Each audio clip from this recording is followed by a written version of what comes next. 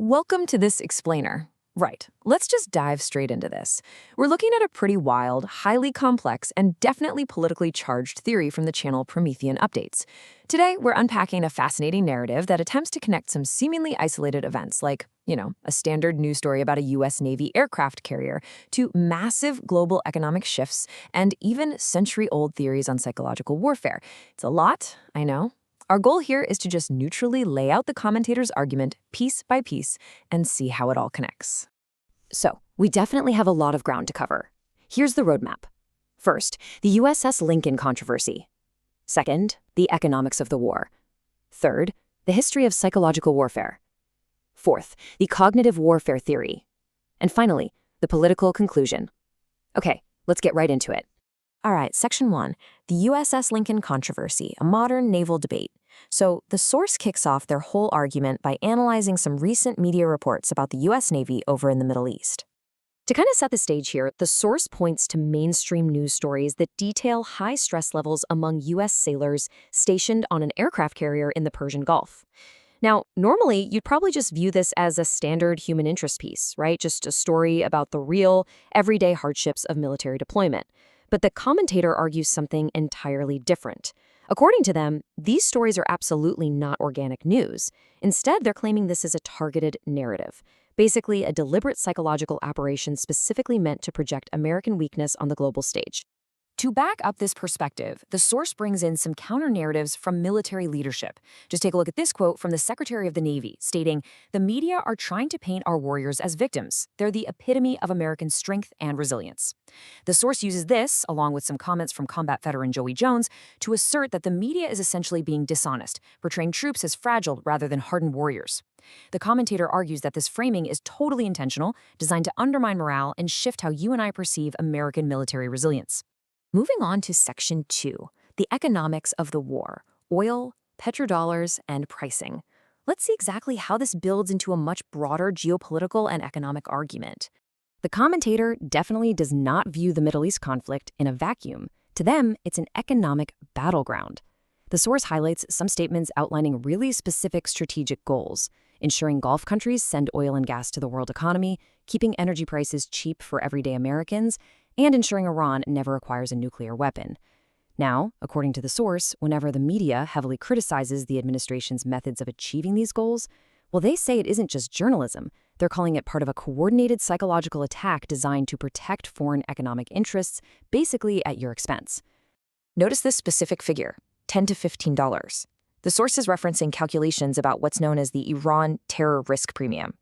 The argument here is that the threat of terrorism and instability in the Strait of Hormuz acts as this sort of hidden tax.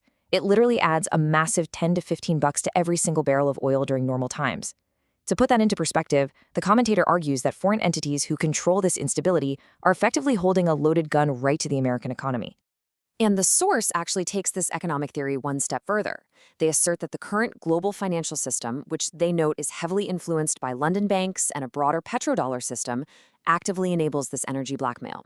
So, according to the commentator, the Trump administration's actions in the Middle East aren't just random policy moves. They're framed as a calculated war to dismantle this very specific financial system that allegedly rips off American consumers through insurance premiums and foreign banking profits.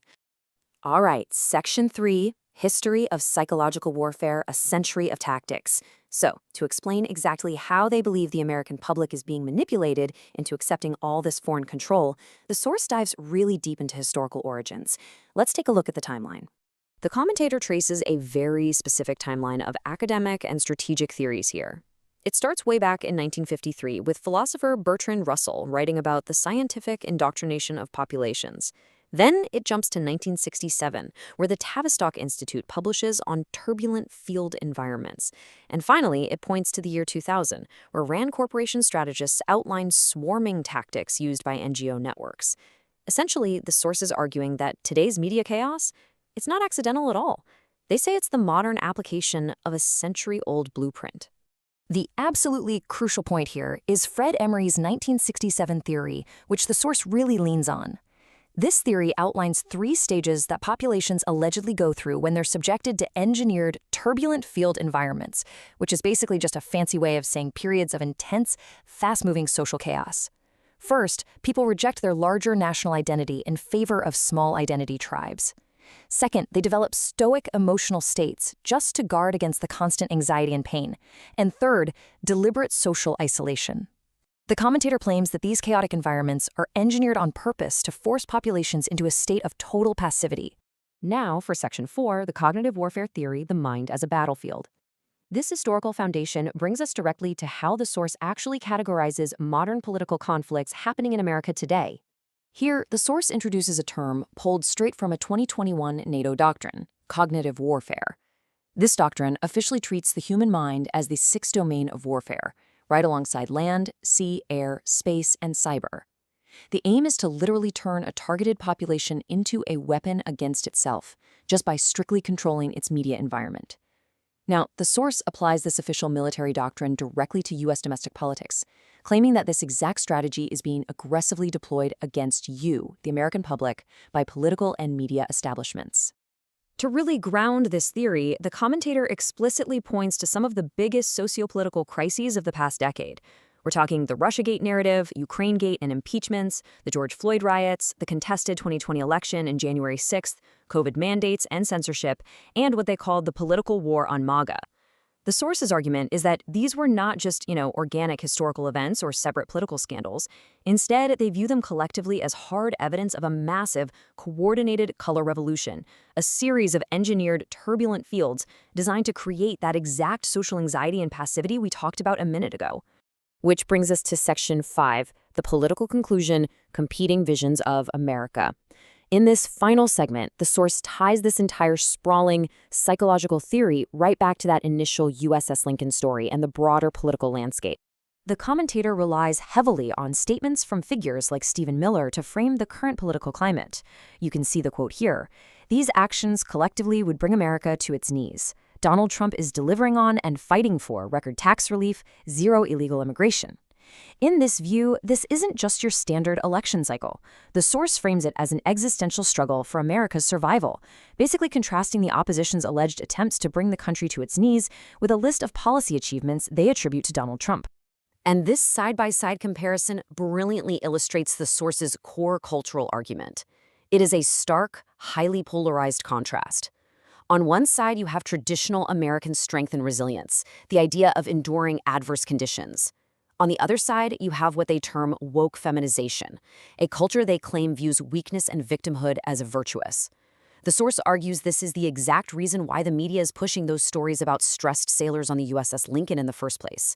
They say it's an attempt to normalize a culture of victimhood over a culture of resilience. However, despite all this, the source predicts that this entire alleged psychological operation is going to backfire spectacularly. Why?